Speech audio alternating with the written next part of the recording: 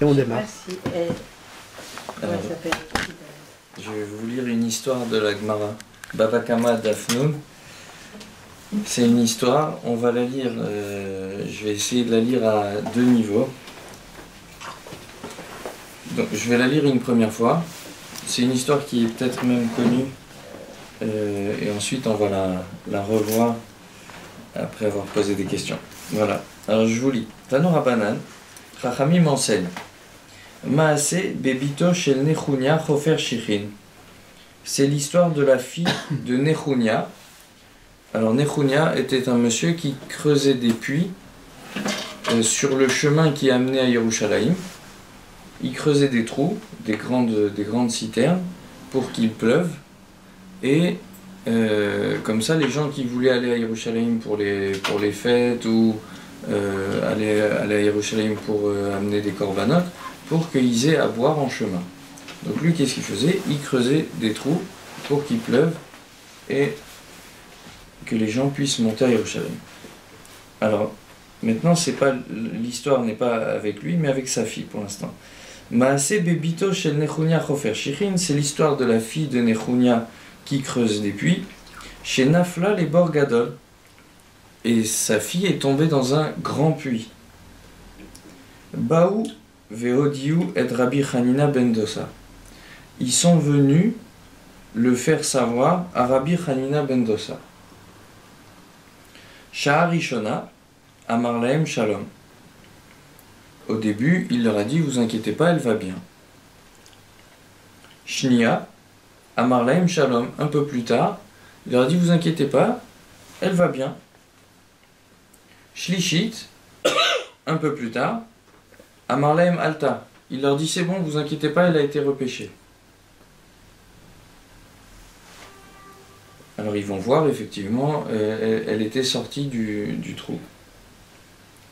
Amroula Mireeler, il demande à la fille, Chachamim demande à la fille, qui t'a fait sortir du trou? Amralahem, Zachar shel rechelim nizdamenli. Alors elle a répondu qu'il y avait un bélier qui s'était présenté à elle. Vezaken echad manigo, et ce bélier était dirigé par un vieillard, par un vieillard. Donc il y avait un vieillard ou un vieux monsieur qui dirigeait un bélier, et donc le bélier avait repêché la fille de Nechunia. Voilà comment elle était sortie. Alors il retourne chez Rabbi Hanina ben Dosa, Amroulo, et ils lui disent Navi Ata, c'est pas possible, t'es prophète. Amar lahem Lo Navi Anochi, Velo ben Navi Anochi, je suis ni prophète, ni fils de prophète. Et la kach amarti. Et voilà ce que je me suis dit. Davar sheoto tzadik mitztaerbo, une chose sur laquelle le père, qui était un tel tzadik, s'était fatigué et avait fourni tellement d'efforts, donc des puits pour lesquels le père avait fourni tellement d'efforts, Yikachel Bozaro, ses descendants pouvaient mourir dans un puits, pas possible. Alors, voilà. oui. J'attends une seconde. Je continue. Alors, le Rabbi Hanina ben Dosa, il répond non, je suis pas du tout prophète, rien de tout ça.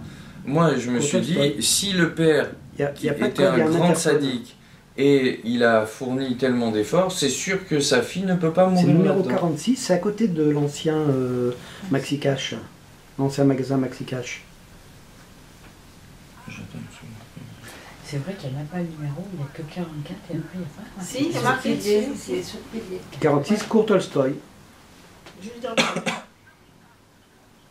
Oui, à côté du totem. Juste avant le totem.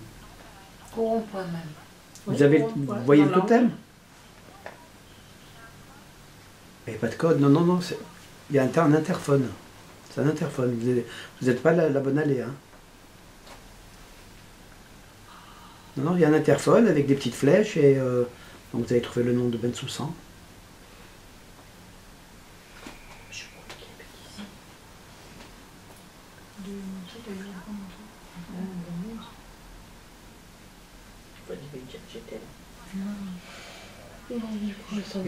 Voilà. Ah là, tout de suite. Je vous laisse. Continue. Alors, donc je reprends l'histoire.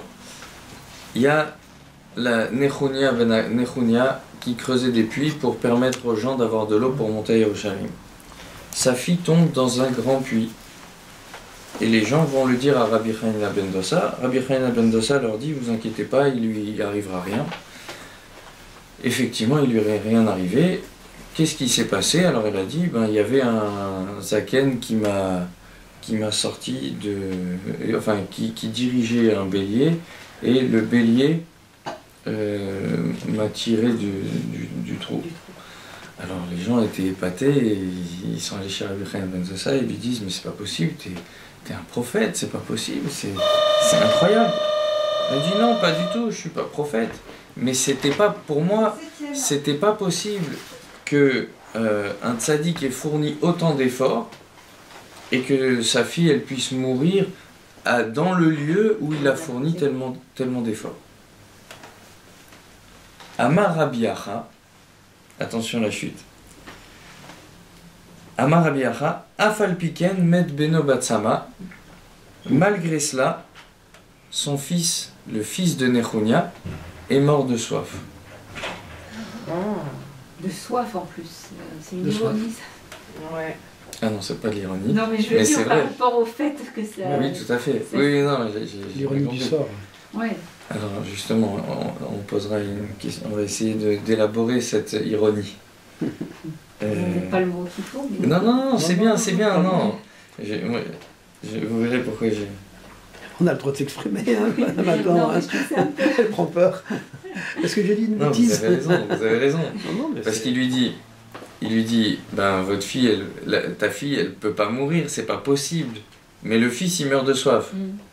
Donc, alors pourquoi la fille, elle pouvait pas mourir? Oui, on va voir. Ok? Donc, malgré cela, dit Rabbi Acha, le fils est mort de soif, chez Nehemar, Usvivav Nisara Meod. Donc on ramène un passouk duquel la Gemara apprend Melamed Shakadosh Baruch Hu Medagdek Im Sevivav Afilu Kechut Aseara. On voit de là que Hachem fait attention et pointilleux avec ceux qui sont proches de lui. Hachem est pointilleux jusqu'au fil de cheveux, il laisse rien passer. Ok? Donc pourquoi est-ce que ce fils est mort de soif? C'est parce que Hachem ne laisse rien passer.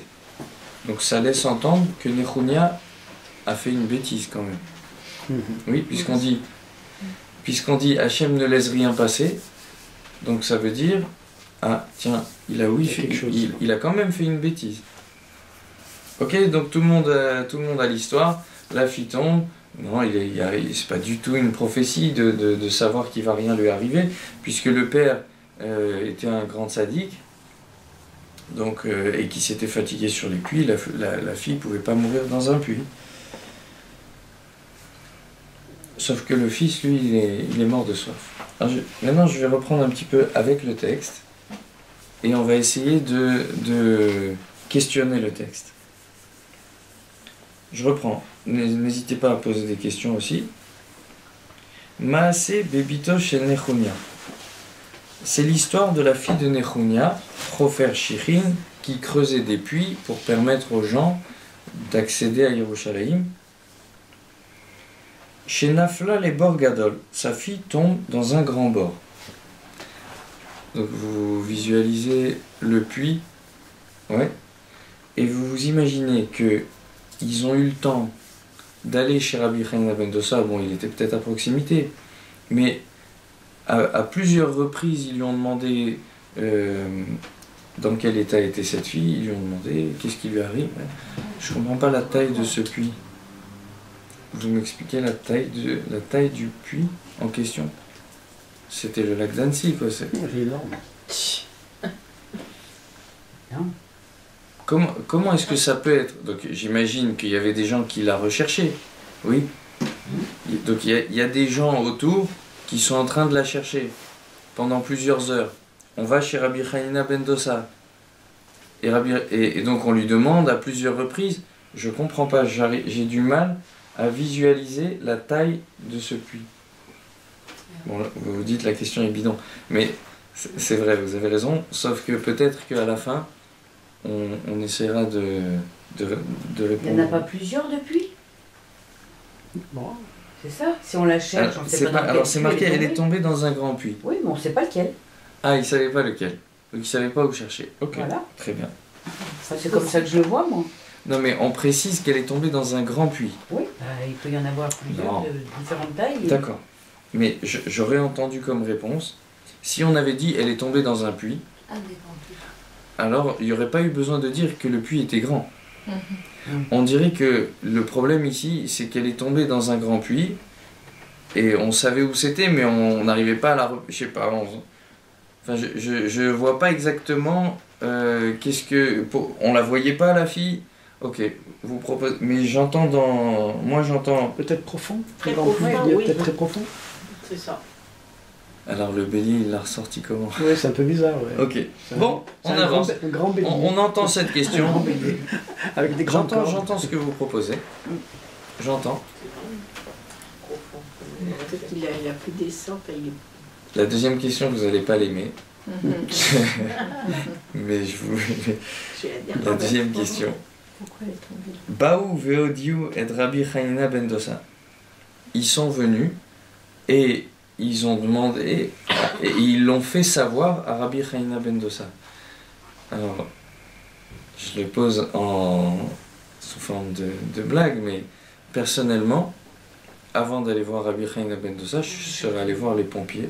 Donc, je le dis un peu de manière ironique parce que Rabbi Hanina ben Dosa est un grand sadique, ça peut pas faire de mal, mais je veux dire, avant d'envoyer des gens le dire, je sais pas, j'appelle, je descends en rappel, voilà.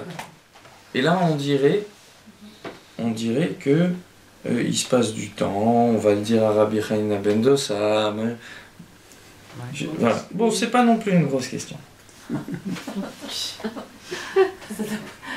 Elle devait être un grand danger. Elle était au club méditerranéen. Ah si, on dirait qu'elle était en grand si, a danger. priori, oui. Si.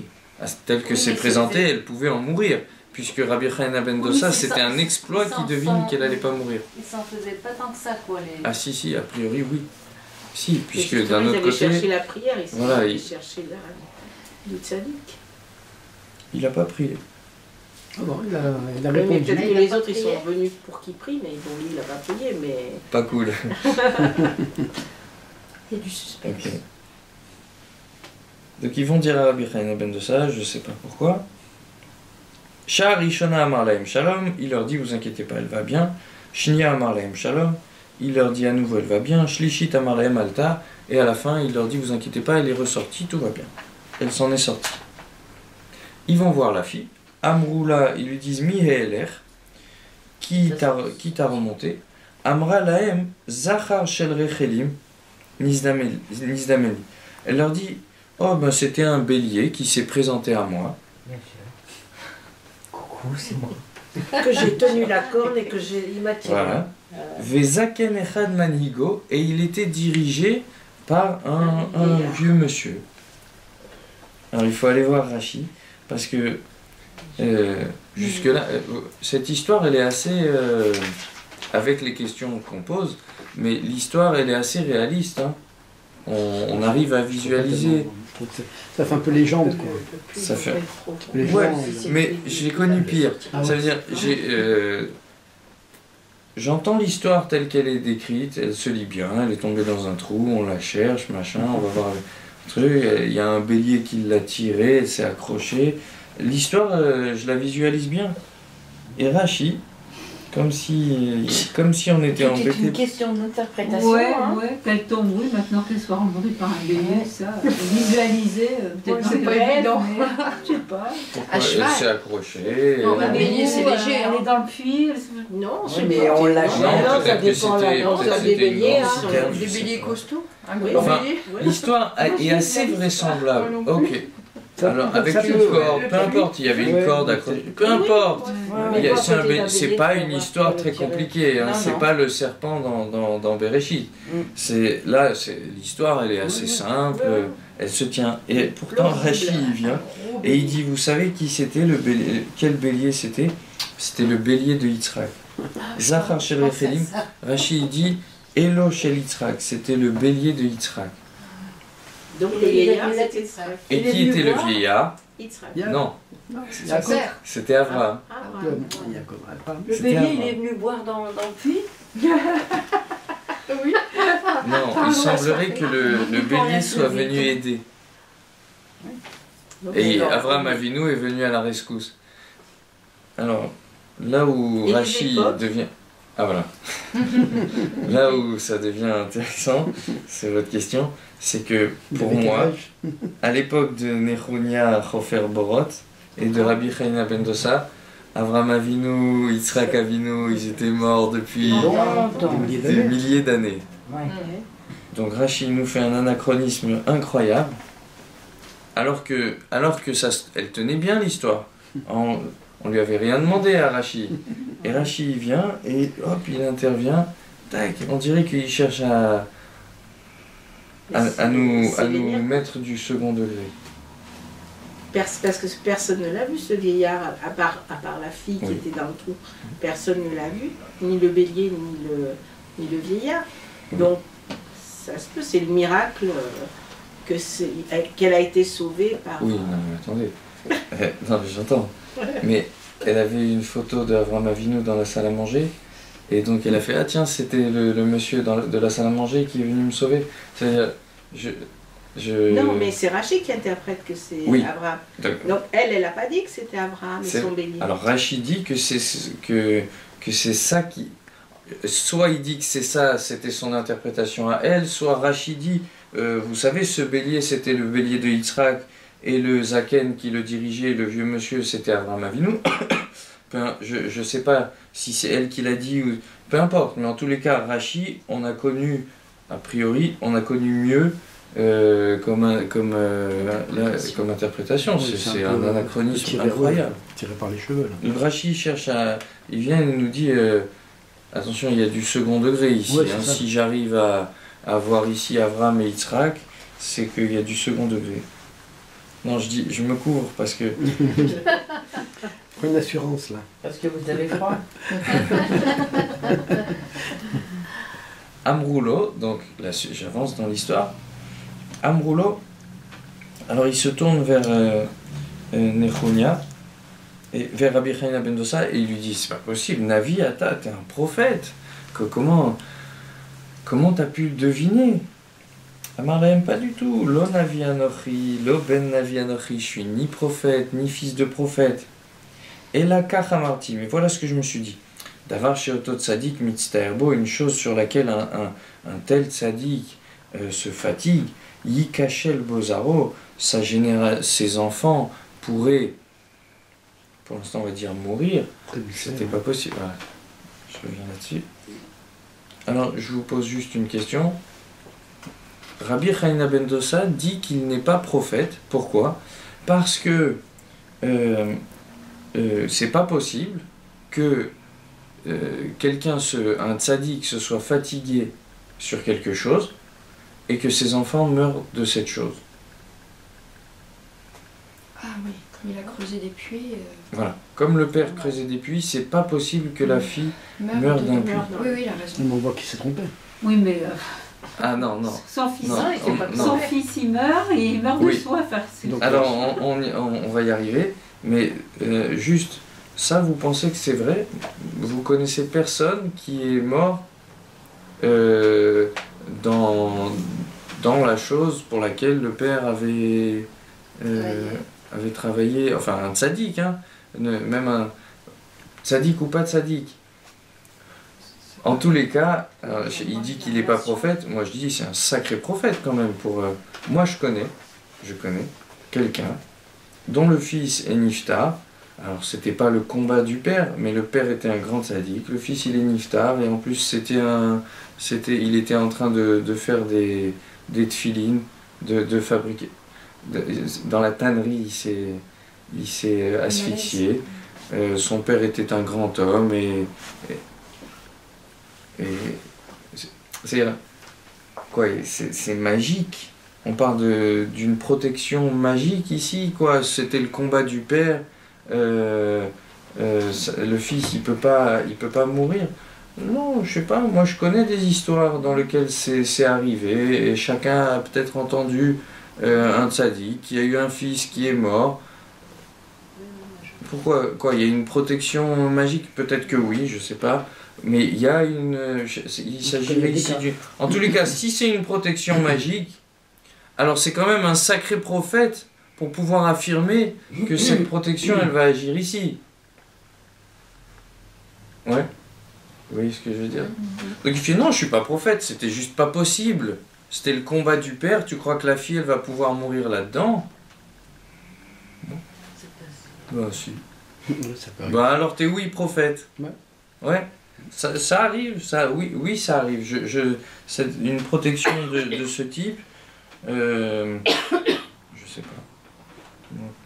Je pense qu'il est oui prophète si c'est ça le pshat. Il montre carrément qu'il il sait qu'elle va être sauvée. Ouais, il le sait. Et il le sait, alors il dit oui, non mais je suis capable de l'affirmer. Parce que, au nom d'un principe que... Mais il se coupe peut-être, c'est par modestie, par humilité. Non, il dit non, c'était évident, je suis pas prophète. Je suis pas prophète, c'était évident, ça pouvait pas arriver. Peut-être qu'il veut pas dire justement qu'il est prophète. Justement. Ouais, alors c'est des histoires, c'est contes et légendes, ça veut dire, t'es un prophète, tu fais un clin d'œil, non, je suis pas prophète. Un peu quoi. Ouais, ça fait un peu... Ça n'a pas sa place dans une Gemara en tout cas. Okay, dans un bouquin... pourquoi pas, mais ici c'est la Gemara, on parle de dialogue sérieux. Vous voulez boire peut-être en même temps? Non. Merci. Non, non, c'est ici. Est-ce que tu avais un petit peu de pétillant, je vais prendre. Voilà. Alors, nouvelle remarque. Comme vous disiez, vous avez remarqué que les mots de Rabbi Hanina ben Dosa, pour être précis, c'est pas une chose sur laquelle un tzaddik s'est fatigué, ses enfants vont mourir là-dedans. Il dit pas, non, c'est pas possible que des enfants meurent là-dedans, c'est pas ça. Il dit, une chose sur laquelle un tzaddik s'est fatigué, ses enfants peuvent trébucher là-dedans. J'y crois pas. Le mot exact, c'est trébucher. Ah, tiens. Donc il ne s'agirait pas d'une protection magique ici. Il s'agirait d'autre chose, je ne sais pas quoi, mais il s'agirait d'autre chose, quoi. Non, tu crois vraiment que le combat d'un tzaddik, ses enfants, ils pourraient trébucher là-dedans? Tiens, pourquoi il parle de trébucher et qu'il parle de mourir? Ses enfants pourraient mourir de la chose. Non, il ne parle pas de mourir. Oui, peut-être que mourir, ils auraient pu. Mais trébucher, non. Ok? Voilà. Et maintenant, dernière étape de la Gemara. Amar Rabbi Acha qui vient comme ça, et la petite pirouette de la fin. Afal Piken, Met Beno Batsama. Non, mais avec tout ça, son fils, il est mort de soif. Alors, je comprends pas. Pourquoi? Alors, la Gemara dit pourquoi il est mort de soif? Parce que Hachem est très très exigeant envers les tzadikim. Ah. Donc comme on a dit tout à l'heure, si on nous dit que le fils est mort parce que Hachem est très exigeant, ça veut dire que Nechunia avait fait une erreur. Il y avait quelque chose à lui reprocher, alors quelque chose de très très fin, hein, très très fin. Mais il y avait quelque chose à lui reprocher à Nechunia. Et comme il y avait quelque chose à lui reprocher, son fils est mort de soif. Ah tiens, mort de soif. Mais ça aussi c'était le combat de son père. Elle était pas bonne. Tout à fait. Donc je reprends la même logique que plus tôt. Donc Rabbi Hanina ben Dosa disait plus haut que non, c'est pas possible que ça arrive à ses enfants puisque c'était le combat de leur père de donner de creuser des puits pour que les gens aient à boire. Donc d'après ça, c'était aussi le combat du père et comment le fils a pu mourir De soif. de soif. Bah, il a trébuché. Alors vous pourriez dire que le fils, il est mort parce que Nechunia a fait une erreur, aucun rapport. Aucun rapport avec l'histoire des puits. Nechunia, en fait, le matin, un jour, il s'est levé 5 minutes en retard pour la tefila. Paf, Hachem, il lui est tombé dessus. Et il a fait mourir son fils de soif. C'était le même jour? Non. Ah, c'était une autre période. Avant ou après? Avant, Plus tard, son fils est mort de soif. après les filles. Alors, on pourrait proposer que le fils est mort de soif, mais à cause d'une autre erreur de Nechunia. Sauf que c'est pas ce que la Gemara dit. Si on fait attention, Rabbi Acha, il vient et il dit, avec tout ça, avec ce que nous dit Rabbi Hanina ben Dosa, que la fille ne pouvait pas mourir dans un puits, avec tout ça, sache que le fils est quand même mort de soif. Donc c'est, quand il nous dit, malgré cela, le fils a quand même pu mourir de soif, ça veut dire qu'il est en train de rattacher ça à une erreur du père dans l'histoire des puits. C'est ça. Il y a un lien avec le... Je pense qu'il y a un lien. Mais alors du coup... la fille qui est pas morte et Et le fils, oui. Le fils est mort. Et le fils est mort. il y a quelque chose entre les deux, quoi. Je veux dire, il y a un... Bon, enfin, moi, Il y a un j'arrive pas lien. à comprendre, mais Alors, je vais essayer de travailler encore un petit peu la question, vous direz si vous êtes d'accord. il n'y avait pas Mais- d'eau dans le puits, si elle s'est pas noyée. C'est ça que ça veut dire? Non. Non, la fille, elle s'en est sortie. Elle s'en est sortie. Mais plus tard, Sortie parce qu'il n'y a pas d'eau. C'est Non, non, c'est non, non, c'est c'est pas marqué, pour vous dire, c'est pas marqué S'il est mort s'il y de avait soif, de l'eau il y ou avait pas. pas d'eau dans le puits. Pour ça, c'est sûr. Mais elle, on ne sait pas. Elle, on sait pas. Mais lui, il est mort de soif. Il est mort de soif, pas non plus. Et il est mort de soif. Non. Donc d'après, on a avancé, on a dit qu'il est mort de soif à cause d'une erreur de son père dans l'histoire des puits. Eh ben, Il faut va pas avancer. remplir le Eh bien, Avançons, avançons. voyons la suite. Parce Donc, que là, on tourne en rond.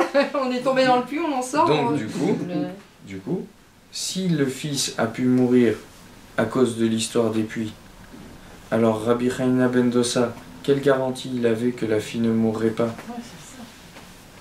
Rabbi Hanina ben Dosa a dit, il peut rien lui arriver à cette fille puisque le père c'était le combat de sa vie. Mais tu vois que le fils, oui, il est mort des puits aussi. Enfin, des puits, c'est la même chose. Le combat du père, c'était aussi d'apporter de l'eau aux gens. Et puis finalement, le fils est quand même mort de soif. Vous dites qu'il est mort après. Hmm. Donc, d'abord, l'événement de la fille. Oui. Donc, du moment où l'événement concernant la fille est arrivé, on ne savait pas ce qui allait arriver au fils. C'est vrai, mais Rabbi Oui. Nechunia, là, ce monsieur, a continué à creuser des puits pour les gens. Il a continué. Et a priori, hein, sinon c'est sans intérêt. Si de toutes les façons l'histoire du fils n'est pas à rattacher à l'événement de la fille, alors on s'en fiche. La Gemara aurait dû s'arrêter ici.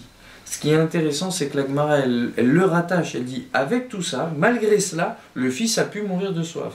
Donc c'est rattaché à l'événement des puits. Et du coup, on ne comprend pas. Comment Rabbi Hanina ben Dosa avait des garanties que la fille ne mourrait pas, alors que le fils a très bien pu en mourir. Pas de logique. On comprend pas. Ouais. Très bien. Alors, je vous propose cette lecture. Imaginez un grand donateur. Un donateur qui offre des bâtés midrashot, il construit des lieux d'études, des lieux de prière. Bon, je parlerai de lieux d'études. Et il construit. Il entretient, et vraiment c'est extrêmement généreux. Extrêmement généreux. C'est le combat de sa vie d'offrir de la mise en place de lieux d'études. Il va dans les villes où il n'y a pas grand monde, où il manque des murs, hop, il construit. Mais lui, dans la vie, qu'est-ce qu'il fait? Il est promoteur. Ok? Ça veut dire, lui, il construit des... Ok, il est généreux. Enfin, lui, il est dans le business, je sais pas, promoteur ou autre, je sais pas.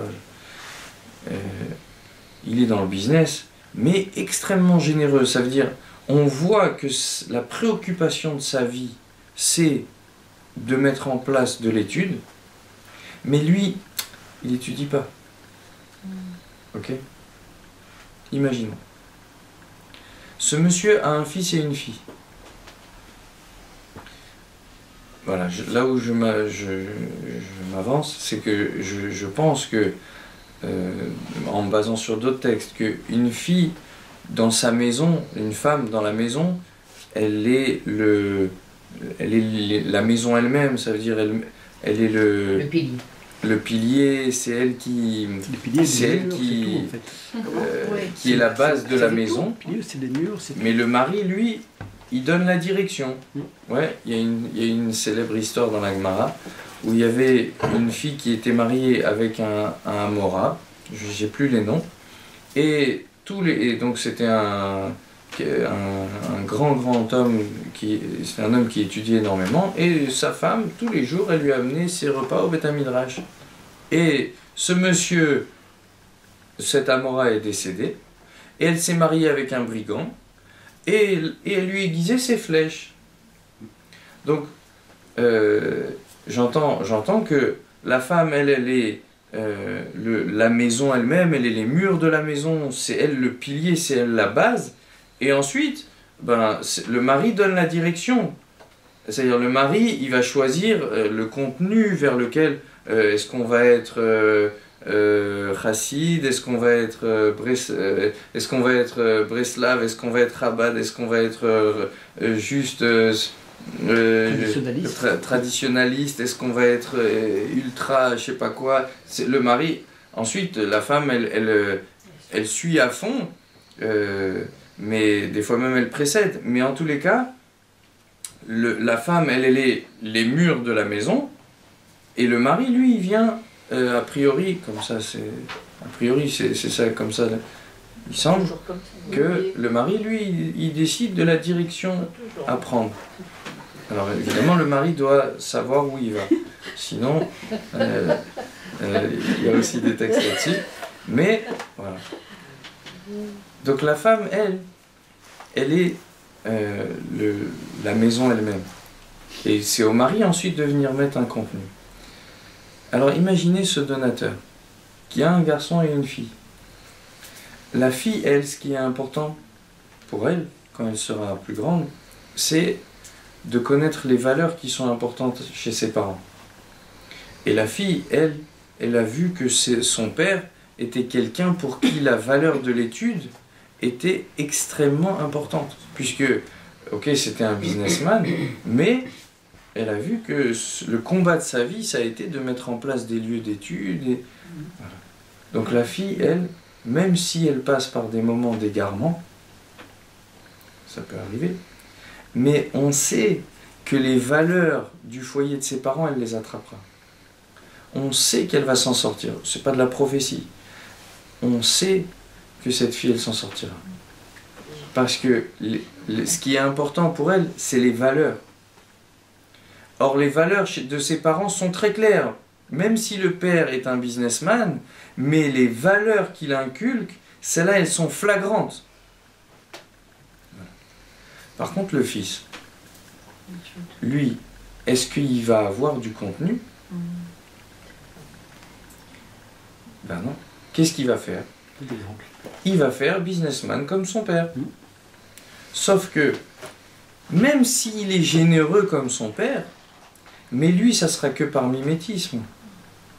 Donc lui, il n'aura même pas eu l'avantage qu'avait son père d'avoir mis en place la générosité. Donc le fils, lui, qu'est-ce qu'il aura? Pas de contenu. Et il aura juste, même si ça devient quelqu'un de généreux dans le meilleur des cas, mais c'est quelqu'un qui sera assez vide. Comment ça va remplir? Justement, c'est une question de fond, ça. Parce que les filles se remplissent, c'est le kéli, et comment remplir alors les petits garçons? Par l'exemple. T'as pas d'exemple? Il aurait fallu que le père étudie avec les enfants. C'est par le père. C'est pas suffisant de montrer que les valeurs importent à tes yeux. Il faut encore les partager. Donc, d'où l'échange, l'importance de l'échange. Surtout votre l'exemple. Surtout Oui, l'exemple. Exactement. Si vous dites à votre fils, il faut aller au minyan tous les matins, etc. Puis le fils, il voit le papa traîner dans le lit, il va pas prendre au sérieux. Le jour où il pourra faire ce qu'il voudra, il n'ira pas à la synagogue, il restera dans son lit. C'est vrai, c'est vrai. Il faut croire à ce qu'on dit. il faut le mettre en pratique. Et même si ce donateur, donc, il croit vraiment à ce qu'il croit, et c'est le combat de sa vie, mais c'est pas suffisant. Il faut ensuite avoir le contenu. Voilà. Alors, le Maharal, il pose la question là, comment est-ce que la fille, elle a pu... comment la fille, on était sûr qu'elle ne pourrait pas mourir alors que le fils est mort? Le Maharal, il fait remarquer quelque chose de très très fin. Il dit, vous savez, ce que faisait Nechounia, c'est de creuser des trous. Mais c'est pas lui qui mettait l'eau. Nechounia, lui, il creusait, et ensuite, il attendait la pluie. Terrassier. Mais c'est pas lui qui s'occupait de remettre l'eau. Donc, la fille, qu'elle meure dans un trou, ça c'était pas possible, parce que c'était son combat à lui. Mais que le fils meure de soif, ça c'était possible, parce que le père, lui, il s'occupait pas de donner à boire. Alors cette remarque du Maharal, elle fait sens avec ce qu'on a dit, je pense. Que, a priori, voilà comment j'aurais expliqué cette histoire. Les gens veulent accéder à Yerushalayim. C'est-à-dire que... Alors Yerushalayim, c'est un lieu géographique, c'est vrai, mais au-delà de ce lieu géographique, c'est un niveau de savoir-vivre, de menschlichkeit, on dit. C'est un niveau de classe. De classe. C'est la classe. Pas seulement, ouais, d'être quelqu'un de bien. Noblesse. De noblesse, d'études. C'est le savoir-vivre, le savoir se comporter, et avoir la classe, c'est un mensch. Alors, donc, d'ailleurs, on dit le derech eretz. Oui, c'est quoi le derech eretz? C'est le savoir-vivre. Alors, le savoir-vivre. On traduit vite fait par savoir-vivre, mais attendez, derech eretz, ça veut dire le chemin vers la terre. Donc, le savoir-vivre serait le chemin vers Eretz Israël. Donc, quand on dit accéder à Yerushalayim, ça veut dire acquérir le niveau, un niveau de savoir-être. Ouais. Voilà. Donc les gens voulaient arriver à Yerushalayim. Mais les gens qui veulent arriver à Yerushalayim ont besoin d'avoir de l'eau. Et ça, ils n'en ont pas. Alors qu'est-ce qu'ils faisaient? Ils creusaient des trous qui étaient capables de recevoir de l'eau. Alors soit ça veut dire qu'ils construisaient des lieux d'études mais ils n'étudiaient pas. Ou alors on peut dire comme ça. Imaginez les gens qui ont un rapport à la religion un peu trop basé sur les sgoulottes ou sur la mystique ou sur ils ont un rapport un peu trop mystique à la religion. Et imaginez, par exemple, je sais pas, ils imaginent dans la Katnerot, enfin plein de choses. Et imaginez quelqu'un qui viendrait casser tout ce mysticisme, mais sans ensuite remettre du contenu. Oui, c'est beau, c'est bien beau de dire aux gens, vous savez, ce que vous faites. On a une petite anecdote comme ça. Quand on était à Aix-les-Bains, j'avais un copain qui s'était fait voler 150 francs dans son armoire. Et il avait entendu une sgoula qu'on mettait le nom des gens suspectés dans le bocal d'un poisson et que le bocal du poisson et que le poisson, le nom qu'il attrapait, c'était lui le voleur. Et il était complètement persuadé de son truc. Et il allait voir Rav Yitzhak. Je sais pas, pour ceux qui... C'était en francs, ouais. C'était avant 2000. À l'époque. C'était en 99.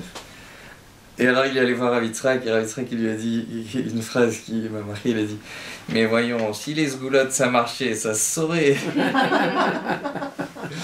Ouais. Alors... Il n'a pas mordu à l'hameçon.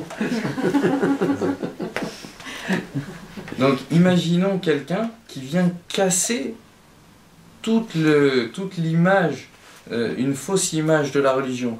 Mais ensuite, il ne vient pas remettre une image positive derrière. Il ne vient pas... C'est cassé. Voilà, il détruit, il creuse, mais il ne remet pas l'eau. Ah, on peut creuser ensemble. Oui, on va creuser. Et on va creuser, et ça permettra, lui, quand il cherchait à creuser, son but, c'était qu'il y ait de l'eau qui vienne pour remplir ce trou. Naturellement. Mais c'est pas lui qui se préoccupait de le remettre. C'est ça que t'es loin.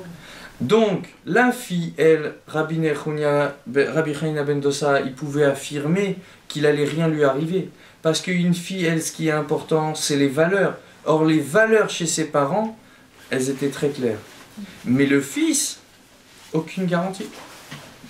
Le fils, ça donne pas de garantie parce que lui, le combat de sa vie, c'était de permettre aux gens d'aller creuser avec les gens pour leur permettre de recevoir de l'eau qui leur permettrait d'arriver au niveau Yerushalayim. Oui, mais c'est pas lui qui se préoccupait de remettre l'eau. Donc son fils a tout à fait pu mourir de soif. Donc ça veut dire que s'il s'était préoccupé, le fils serait jamais mort. Et Rabbi Chanina ben Dossa aurait pu affirmer, non, c'est pas possible. Si ça a été le combat de ta vie d'étudier, de faire passer le goût de l'étude aux gens et de mettre un contenu positif chez les gens, alors tu crois que ton fils, il peut passer à côté? C'est resté extérieur en fait, resté quelque part extérieur. Ouais. Mais quelle chance on a donné au fils d'avoir jugé comme ça que le fils il ne sera pas en mesure. Non, on n'a jamais jugé son fils. On a constaté qu'il a pu mourir de soif. Ah d'accord, mais il n'a pas eu le laps de temps qu'il aurait pu lui peut-être par rapport à son père mettre de l'eau dans les puits. Non, mais il est mort à cause de la Il aurait pu, il y a des histoires qui finissent bien.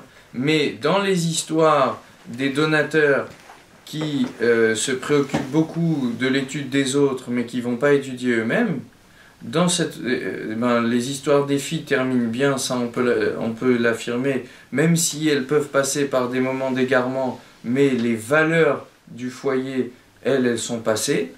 Et c'est pas de la prophétie de pouvoir affirmer que... Voilà. Mais par contre, les fils, si le père il n'a pas montré l'exemple par l'étude, à la base, quoi. Voilà, s'il n'a pas véhiculé l'amour de l'étude sous forme pratique, par la discussion. Contenant de la maison, quoi. C'est ça, par rapport à l'histoire de... Voilà, exactement. S'il n'est pas venu mettre le contenu, la forme, C'est ça. il n'est pas venu mettre la forme sur la matière, il n'est pas venu mettre le contenu, alors là, les fils, ils restent... mais ça peut être des gens bien, les enfants. Ils peuvent être des gens généreux, ils peuvent être des grandes gens, mais ils mourront de soif. Ça veut dire ils n'auront pas de contenu. On n'a pas de garantie. On ne peut pas avoir de garantie. Parce qu'ils peuvent aussi, d'eux-mêmes, choisir le limud de la Torah et l'investissement. Mais il n'y a pas de garantie. Voilà. Il n'y a pas de garantie. Comme On n'avait le pas père. prédit que le fils mourrait de soif. Il n'y a pas de fatalité. Mais on voit après coup que ça peut tout à fait arriver. Là-dessus, il n'y a pas de garantie. Attention, si tu t'occupes à creuser, mais que tu t'occupes pas de remettre l'eau, pour tes filles, ça passera. Mais pour tes fils, il y a un risque énorme qu'ils meurent de soif. C'est-à-dire, c'est Lui un non manque. plus, il ne trébuchera pas dedans, mais il mourra de soif. Il y a un manque. Non, c'est-à-dire qu'il n'y a pas de garantie, tout simplement. Peut-être que oui, peut-être que non. Mais si c'est arrivé, c'est qu'il n'y avait pas de protection, parce qu'il y a une raison. Voilà, c'est ça qu'il veut dire. Très joli. Hein. Alors, il faut s'habituer peut-être. Hein. Il faut peut-être s'abituer à travailler comme ça les Il y a un truc en histoires. rapport avec Abraham et Ah, et le bouc. Et l'autre. Alors, je vais Le pas, bélier. le bélier. Non, je vais pas affirmer un pshat parce que je suis pas certain. Qu'est-ce qui a pu faire sortir cette fille de sa période d'égarement? Donc, on a dit qu'elle est passée par une mauvaise période, mais qu'il y a finalement c'est le bélier de Yitzhak qui a réussi à la tirer de là, et il était dirigé par Abraham. Alors je sais, j'affirme rien, mais je dis comment ça pourrait se lire. C'est que j'ai entendu un pshat qui dit que le message de Akedat Yitzhak, c'était que Abraham Avinu, il pensait pouvoir disposer de la vie de son fils. Et on lui a fait comprendre que non, la vie de son fils était indépendante de la sienne et qu'il n'avait pas de droit sur... que ça serait ça le message de la Akedah. C'est une lecture, c'est pas une lecture complète de l'épisode de la Akedah, mais ça pourrait être... mais c'est une lecture qui existe, que Avraham Avinu pensait qu'il pouvait disposer, et que le message de la Akedah, c'est que non, il pouvait disposer du bélier, mais pas de Yitzhak. Si c'est ça, alors peut-être que le bélier de Yitzhak dirigé par Abraham, qui est venu sauver cette fille, c'est peut-être, hein, mais là déjà, c'est déjà des suppositions. Hypothèse. Alors peut-être que la fille, ce qui lui a permis de sortir de cette mauvaise période, c'est de comprendre qu'elle ne vivait pas la vie de son père, mais qu'elle vivait sa propre vie. Elle n'était pas juste la fille de son père. Ouais, le message, elle a été sauvée par le bélier de Yitzhak. Ça veut dire elle a été sauvée par le fait de comprendre qu'elle n'était pas que la fille de Nechunia, mais qu'elle avait sa propre vie à vivre. Et de même que le bélier, c'est lui qui a fait comprendre à Abraham que Abraham n'avait pas la main mise sur la vie de son fils. Alors pareil ici, le message qu'elle a entendu dans le bélier, c'est qu'elle vivait sa vie à elle et elle ne vivait pas la vie de son père. Et c'est ça qui lui a permis de se sortir de ce moment d'égarement, et qui lui a permis de retrouver les valeurs du foyer qu'elle allait pouvoir porter d'elle-même cette fois. Mais là, j'avais une lecture, j'en avais d'autres, mais là-dessus je suis moins affirmatif. Je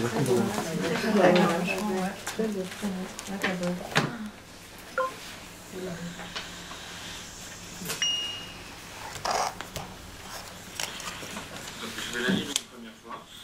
C'est une histoire qui... Peut-être toi.